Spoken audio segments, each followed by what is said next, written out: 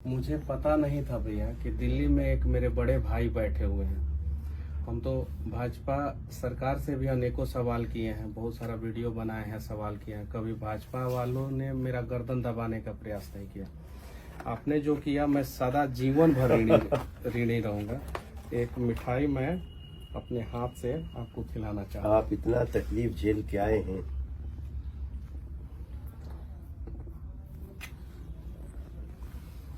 हम आपके संघर्ष को सैल्यूट करते हैं और आपकी निष्ठा को, बिहार के प्रति आपके भाव को, और हम हमेशा आपके साथ हैं। देखिए, बीजेपी कभी भी मीडिया की स्वतंत्रता, निष्पक्षता को चैलेंज नहीं करती। और मेरा 5000 वीडियो है जिसमें 4000 बीजेपी शासित प्रदेश में घूम घूम के है।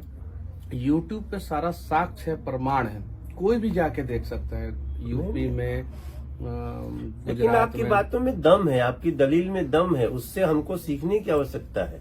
अगर कोई आदमी, हमारे प्रधानमंत्री जी क्या कहते हैं, आप आवाज उठाइए, हम उसको उसके तथ्यों के अनुसार हम उसको एक्सेप्ट करने को तैयार हैं, सोल्व करने को तैयार हैं। तो हम तो, लेकिन जिन लोगों ने, जिनको गलत ही करना है, उनको आपकी बात बुरी लगी, कोई फर्क नहीं पड़ता। मैं आपको जो है अपने घर पे बुलाना चाहता हूँ। मैं आ रहा हूँ, मैं आऊंगा। घर दिखाना चाहता हूँ जिस घर का मेरा घर का कुर्की हुआ। अच्छा, जो कुर्की हुआ था, कुर्की हुआ 9 महीना बाद जो है एनएस से मेरे ऊपर से हटा दिया गया।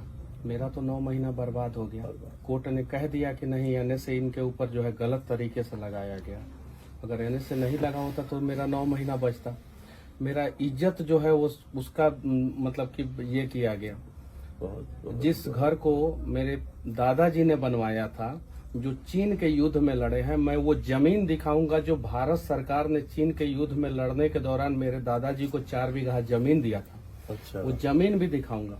मेरे घर से वो जमीन 3 किलोमीटर की दूरी पे है और वो पूरा मेरा पूरा क्षेत्र जानता है कि रामसागर तिवारी को जो है ये जमीन जो है भारत सरकार 4 बीघा चीन के युद्ध में लड़ने के दौरान दिया था। पूरा क्षेत्र जानता है। दादाजी का नाम था? हाँ, रामसागर तिवारी मेरे दादाजी का नाम अच्छा। था। और उनके द्वारा बनाया हुआ घर का कुर्की हुआ।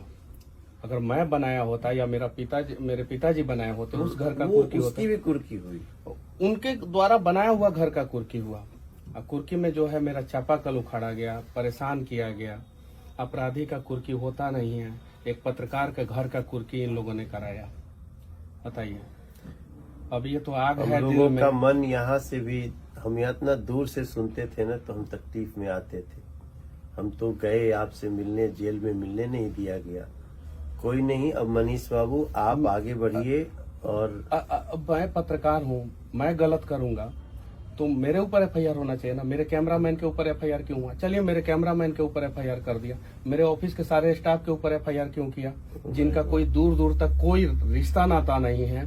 गरीब बच्चों को जो है मैं सिखाता हूँ, आगे बढ़ाता हूँ। मेरे ऑफिस में जितने काम करने वाले बच्चे हैं, दलित के बच्चे हैं, ओबीसी समाज के बच्चे हैं, स्वर्ण के बच्चे हैं, सब गरीब परिवार के बच्चे हैं। उन लोगों को मैं सिखाता हूँ। और मनीष कश्यप गलत किया था। अगर मान लीजिए कि किसी भी चैनल का कोई रिपोर्टर से किसी कारणवश गलती हो जाता, अगर मैं अपनी गलती को मानता भी हूँ सरकार के नजर के हिसाब से, तो क्या सारा कंपनी के स्टाफ के ऊपर एफआईआर कर दिया जाएगा? मेरे सारे स्टाफ के ऊपर एफआईआर किया गया और मेरे खिलाफ सबूत भी प्रशासन सरकार के दबाव में पेश करने का प्रयास करेगा, लेकिन कुछ नहीं इन लोगों को मिलेगा। मैं 4 जनवरी को आपके गांव आता हूँ। एक बार आएंगे। 4 जनवरी में गाँव आए। और देखिए कि मतलब कि किस स्थिति में हम लोग रहते थे और कैसे हम लोग घर का कुर्की हुआ।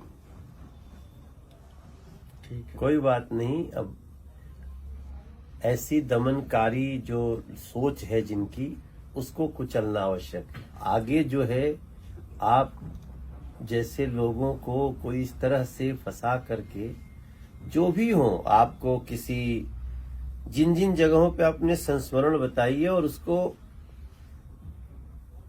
जिन्होंने जो किया है उसको सजा मिलनी चाहिए। ये लोकतंत्र है भैया।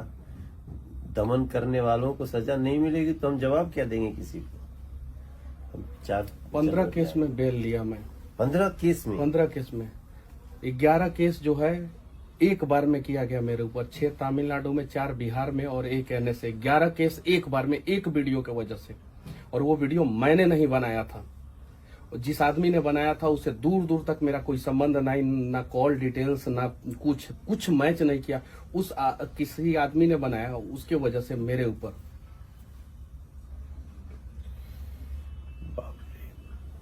नहीं, हम लोग तो, मैं तो थोड़ा सा जब घटनाएं घटती तो मैं सोशल मीडिया भी खंगालता था। देश का युवा, ऐसे सब सच्चे लोग आपके साथ हैं, साथ थे, साथ हैं और साथ रहेंगे। हम आपके गांव आएंगे। चलिए एक बार आएंगे, 4 जनवरी को हम आ रहे हैं आपके यहाँ। गांव आके आपके उस घर को देखेंगे, गांव के लोगों से मिलेंगे।